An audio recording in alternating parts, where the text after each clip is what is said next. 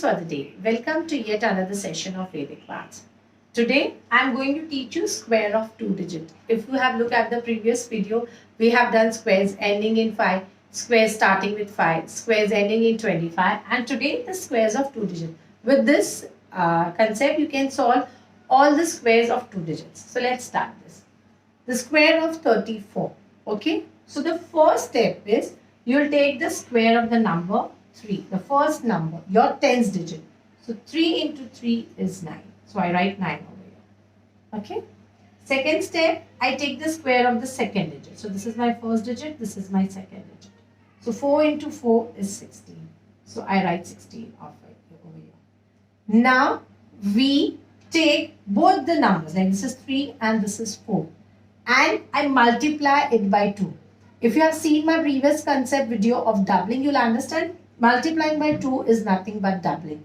So 4 3s are 12, 12 2s are 24.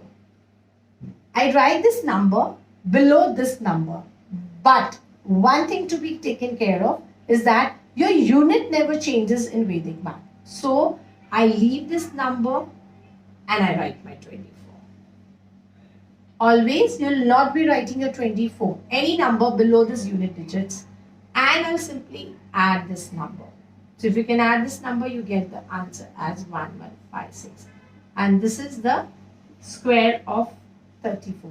Isn't it very simple? Okay, let's try the concept of 93 square. First step, 9 into 9, that's 85. Second step, again it's 3 into 3. Now if you remember, as we did it in complementary numbers, 3 into 3 is not 9 but 0, 9. We always have a 2 digits. So 0, 9.